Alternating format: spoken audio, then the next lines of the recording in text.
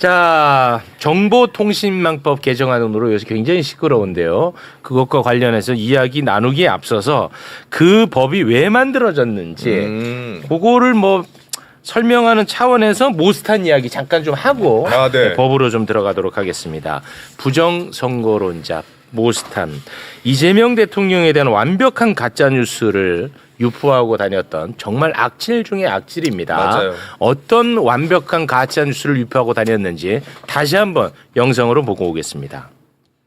There are even reports, for example, and this I don't think has gotten a lot of coverage, but it is said that Lee Jae-myung, as a youth, was involved in gang raping and murdering a young lady, and as a result was put in juvenile detention, and therefore was not able to attend junior high and high school. 정말 완벽한 숨소리조차도 이건 완전히 맞아요. 거짓인데요. 싹 다. 이런 자가 이제 지방선거 직전 5월 28일에 이제 한국에 들어옵니다. 왜냐 선거 앞두고 또 부정선거로 띄워야 되니까. 들어와가지고 가짜뉴스 유포 혐의로 이 고발된 상태이기 때문에 네. 6월 1일에 출국 정지가 됐습니다. 근데 25일에 이제 경찰에 나가서 조사를 받았는데 진술 거부권을 썼어요. 그마저도 이전에는 계속 또 거부했었죠. 예. 출석. 그러니까 출석 거부하고 이번에 이제 처음 나갔는데 네. 본인 진술을 이제 거부하면서 변호사의 의견서를 제출을 했는데 그 내용 잠깐 좀 소개를 해주시겠습니까? 네. 형사 미성년자로 수사 기록이 작성되지 않았을 가능성이 있기 때문에 허위 사실로 단정하지 못한다. 네. 그런데 이조차도 사실이 아닙니다. 이조차도 저마저도. 실제로 이 가짜뉴스 건과 관련해서 대한민국 사법부가 판단을 이미 내려놓은 상태거든. 그 판결문 중 일부만 소개를 해주시겠습니까? 범죄 및 수사 경력 자료 조회, 국민학교 졸업장, 일기장 내용, 해명 보도 등에 의하면 소년원 출신 소문은 허위 사실이 명백하다. 이렇게 명시를 하고 있습니다. 그렇습니다. 명백하다. 대한민국 사법부에서 이미 이거는 판단을 내렸습니다. 네.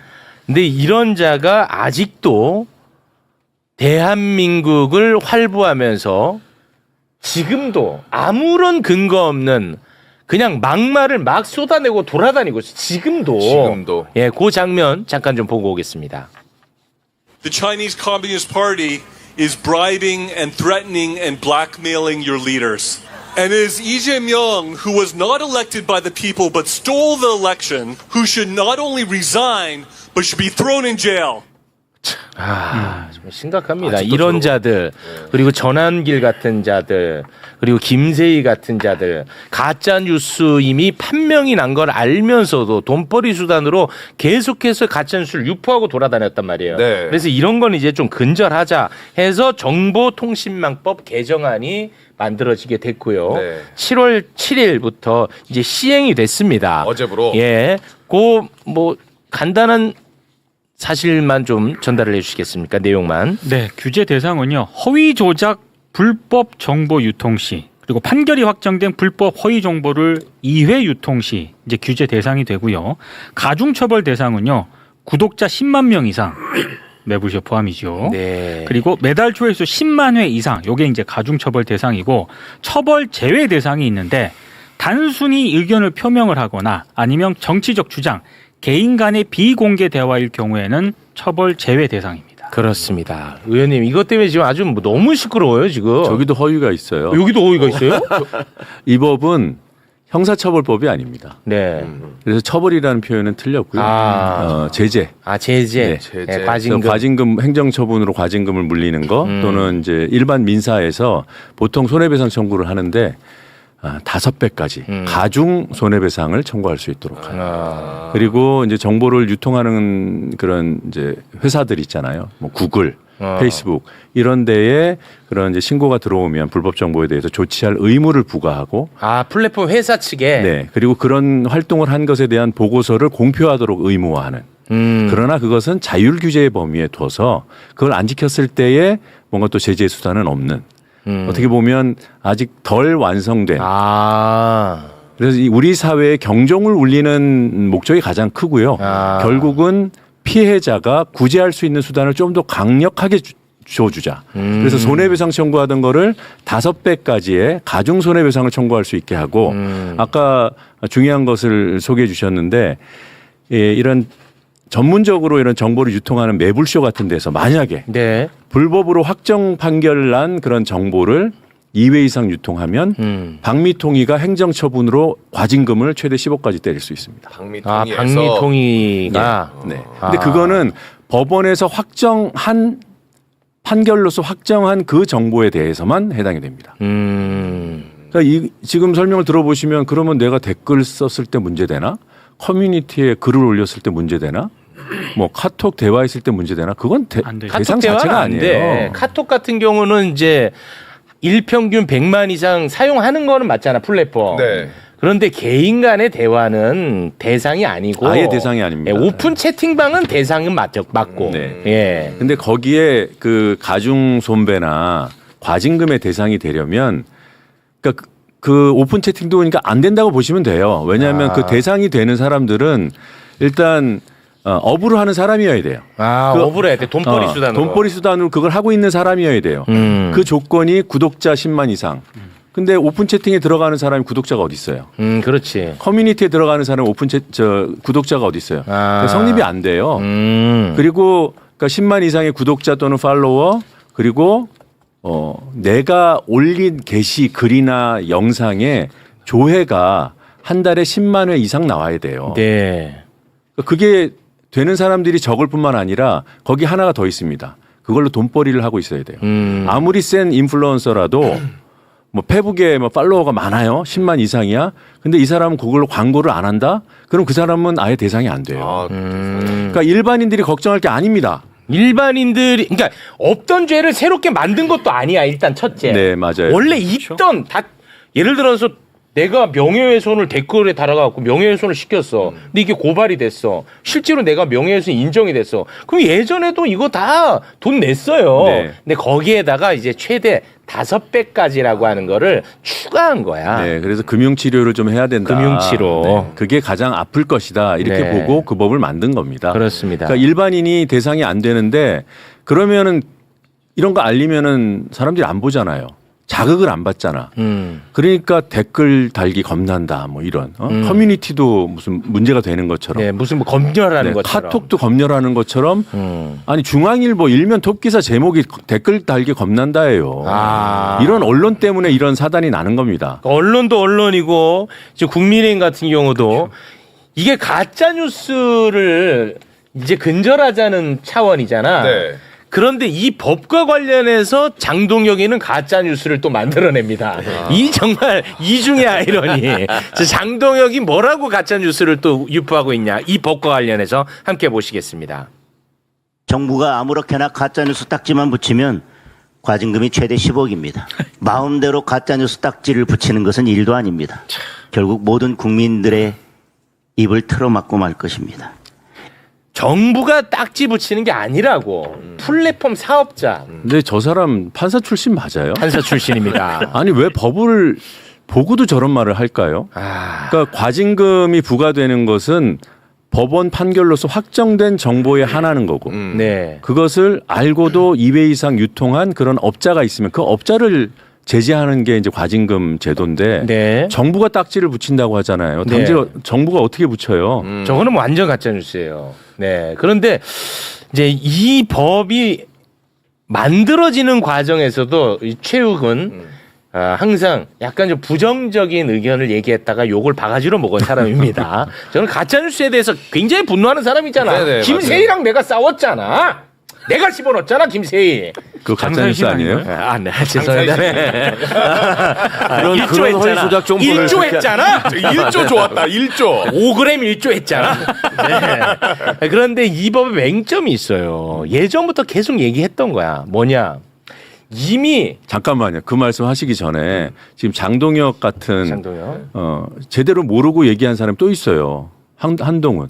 한동훈. 그러니까 마치 정부가 판단하는 것처럼. 판단 아니라니까. 그리고 그 징벌적 손배라고 얘기하는 가중 손배 최대치가 몇 배라고 했습니까? 5배. 근데 한동훈 의원은 10배라고 거짓말을 하더라고요. 아, 그 10억을 10배로 또 이렇게 10억 얘기도 하고 10배 얘기도 했어요. 그러니까 그게 이제 그러니까 그런 식으로. 얘기 안 되는 거 가지고 자꾸 말을 꺼내도 언론이 써주니까 네.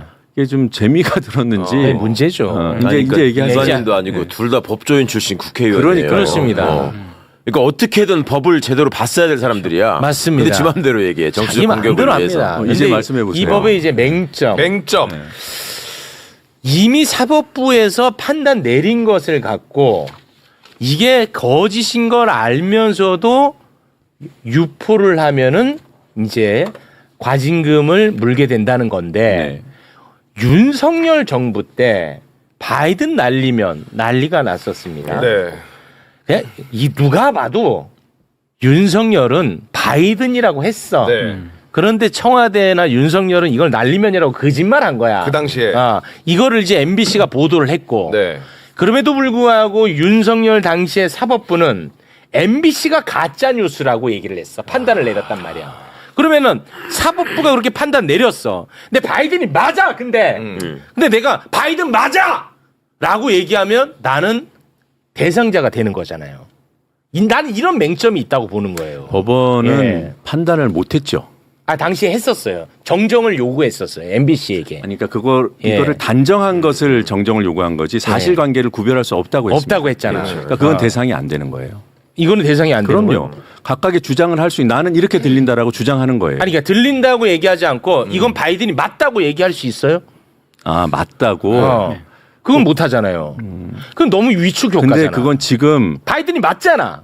나는 그렇게 들립니다. 아니야, 라고 얘기하는 바이든이 거하고 맞아. 맞다라고 얘기하는 거 사이에 나는 끝까지 갈 거야, 바이든으로. 아니, 내가 그 정도도 판단 못하면 나는 세상에 판단할 수 있는 게 없어요.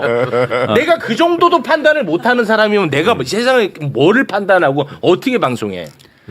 난 바이든 맞아요. 아니 근데 그때 당시 네. 김은혜 대변인이 날리면이라고 하기 전까지 거의 대다수 언론들이 바이든이라고 보도했어요. 네. 날리면이라고 한 데는 한 군데도 없었고. 네네네. 그래서 맞다고 해도 이 법에 적용 안 된다고 저는 판단합니다. 아니 이거 공익적 그리고 법 정신에도 안 맞고 때문에 네. 네, 맞아요. 불법소 네. 조각사유에 해당됩니다. 그렇게 그렇습니까? 얘기하는 거는. 예. 그러니까 걱정하지 마세요. 알겠습니다. 계속 맞다고 하십시오. 근데 나 이렇게 좀 고발한다고 난리네. 바이든으로 들린다고 얘기를 해야지. 맞다고 했다고 지금 난리네. 근데 이 법과 관련해 가지고 너무나 잘못되고 왜곡된 가짜 뉴스가 법과 관련해서 너무 많이 돌아다녀 가지고 네. 이거는 참 진짜 좀 정리할 필요가 있을 것 같더라고요. 아까 말씀드린 대로 지금 돌아다니는 그런 위기의식 이런 걸 다 이해하면서 설득을 해야 되는 측면은 분명히 있고요. 다만 이 위기감이 고조된 거, 자극받은 거, 유권자들이 자극받으신 거는 언론 책임이다. 그리고 한동훈, 이 장동혁 같은 무책임한 정치인들 책임이다. 그리고 또 하나 우리 민주당이 친절하게 상세하게 설명을 제대로 못한 거죠. 그 부분도 인정하고 이거 좀 많이 알려야 될 것 그래서 같습니다. 더 쉽게 그리고 더 자주 이런 데 나와서 설명드리는 노력을 해야 된다고 봅니다. 네. 저 개인적으로 조금 실효성 차원에서 네. 의문이 드는 대목이 이제 하나 네. 있는데요. 미디어 비평 전문 기자입니다. 네, 잘 알고 경청해 있습니다. 주세요. 아니 그게 아니고 어찌됐든 허위 조작 정보에 대한 1차 판단을 플랫폼 기업들이 하는 거지 않습니까? 맞습니다. 그러면 신고를 받아서 사실 확인 단체의 조력을 받을 수 있지만 그건 네. 자율의 영역이고 네. 그런 판단은 지금도 하고 있죠. 네. 네. 근데 이제 더 이제 이거를 이제 기준이라든가 이런 걸 마련해 가지고 판단을 해야 되는데 네. 이게 약간 애매한 경우도 있잖아요. 그랬을 때 이 플랫폼 업체들이 판단을 제대로 할까? 그리고 만약에 애매한 그런 부분이 있으면은 본인들이 판단하기가 좀 그러니까 분명히 예전에 무슨 또 외부에다가 뭐 심사위원 꾸려가지고 그렇게 이제 판단을 맡길 텐데 이렇게 되면은 이도저도 아닌 애매한 어떤 그런 결정 같은 거를 회피 수단으로 좀 내릴 수도 있지 않을까. 우리 사회에서 합의할 수 있는 판단의 방식은 판결밖에 없어요. 예. 네. 그리고 그 이전에 어떤 시급히 피해를 차단하기 위해서 명백한 그 경우는 그 업자들이 회사에서 자기 책임으로 차단해달라고 요구하는 거잖아요. 네. 그리고 그것을 이미 하고 있어요. 어느 회사나 다 하고 있습니다. 네, 유튜브 하고 있죠. 근데 거기에서 조금 더 기준을 명확히 해달라. 그리고 그 기준과 조사 활동, 그 다음에 조치 결과를 보고해달라. 국민께. 네. 그거를 법이 요구하는 거예요. 그러니까 지금보다 나빠지는 게 없어요. 투명성 강화. 물론 더 확실하게 할 수 있는 방법이 있지 않겠냐. 있을 수 있겠죠. 근데 우리는 아직은 못 찾은 거예요. 업계가 선제적으로 노력하는 거 이미 하고 있지만 조금 더 강화해달라. 여기까지가 우리가 생각할 수 있는 최대치였고요. 그런데 결국은 판단은 누군가는 해야 되지 않을까. 행정기관이 할 것인가 회사가 할 것인가 아니다. 법원이 한다. 단 그러면 법원이 판결할 때까지 시간이 걸릴 거 아니에요. 그렇죠. 그런데 그 결과는 그 가해자한테 가혹해야 된다. 나쁜 짓을 한 만큼 제대로 제재를 해야 된다. 그래서 최대 5배까지 손해배상을 물리게 한 겁니다. 네. 그러니까 지금 말씀하시는 건 저도 답답해요. 그게 구글이 잘할까? 네. 페이스북이 잘할까? 그런 걱정들이 있지만 그건 이미 존재하는 한계들이고 이미 벌어지고 있는 거예요. 네. 다른 방식으로 또 우려가 있습니다. 내가 올린 거 구글이 마음대로 이 그렇죠. 법 때문에 그렇습니다. 삭제해버리면 어떡해. 네. 이미 하고 있어요. 그 달라지는 거 법과 없어요. 관련 없이 맞아. 네. 어. 그렇게 해서 뭐 광고 수익도 회수해 가기도 하고 채널을 닫기도 하고 그다음에 가림 처리를 하기도 하고 다 하고 있잖아요. 이미 하고 있는 거예요. 네. 그거를 조금 더 체계적으로 조금 더 합리적으로 해보자라는 거죠. 그렇습니다. 그래서 자꾸만 뭐 SNS에 이제 글도 못 쓰겠네. 이제 뭐 다른 곳으로 뭐 망명 가야겠네. 뭐 이제 그런 글들이 많은데 요거 좀 캡처하시라고 규제 대상 그 부분만 다시 좀 한번 올려주시겠습니까? 규제 대상. 네. 자, 사실이나 의견을 불특정 다수에게 전달하는 것을 업으로 하는 자. 그렇습니다. 최후. 네, 기자. 업으로 하는 자. 그러니 내가 유튜브 채널을 갖고 있다면, 그러니까 커뮤니티에 글 쓰시는 분들 나쁜 글 쓰지 마시고요, 좋은 글 많이 쓰세요.